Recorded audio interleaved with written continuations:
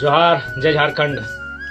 व्यक्ति रहे या ना रहे, उनकी यादें रहनी चाहिए। यादों के क्रम में आज, जैसा कि सभी जानते हैं, 3 महीना से हम अपने जो मेरा पैतृक आवास है, मेरे पूर्वजों का घर, दादाजी पिताजी, वहाँ छोड़कर मैं अपने मामा घर, जो नाना नानी का आवास होता है, वहाँ निवास कर रहा हूँ।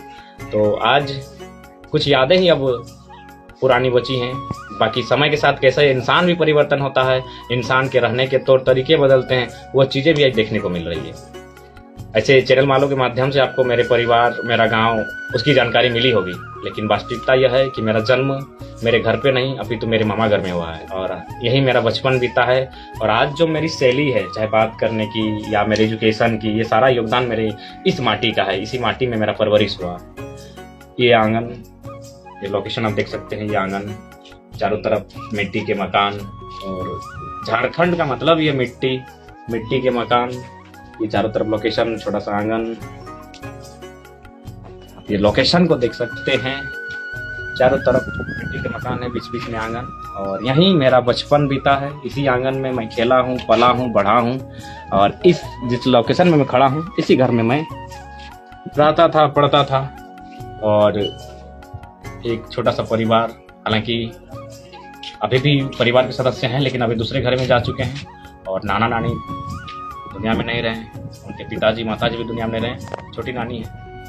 और मैं बार बार आपको अपने वीडियो में जिक्र करता हूँ एक बात का, आपने नोटिस किया होगा काढ़ा के संबंध में, कि कटवरा काढ़ा करेगा लड़की, तो नानी इसी घर में गाली देती थी। यही मेरा एंट्री होता था, आगे यहीं खाना मांगते थे, और नानी इसी घर में घुसते भी नहीं थे और गाली स्टार्ट होता था, जो मैं बार बार अपने वीडियो में कहता हूँ, कटवरा काढ़ा करेगा लड़की। तो मैंने पूछा कि भाई काढ़ा का मतलब क्या है, काढ़ा के माने की ला वो बुझा। नानी ने नहीं बताया। उनके जो ससुर जी थे, यानी मेरे नाना के पिताजी, वे उस घर में रहते थे। आप लोकेशन को देख सकते हैं, उस घर में वे रहते थे। उन्होंने यहीं पे खाट को यहीं बिछाया, इसी जगह पर खाटी अब समझ रहे, खाटी, उस खाटी को यहीं पर बिछाया, और उन्होंने बताया कि काढ़ा का क्या मीनिंग है। तो ये घर, ये आंगन, ये पूरा गाँव यादों से जुड़ा हुआ है। मेरा बचपन, मेरा जन्म, मेरी प्राइमरी तक की शिक्षा, एजुकेशन यहीं पर हुई है।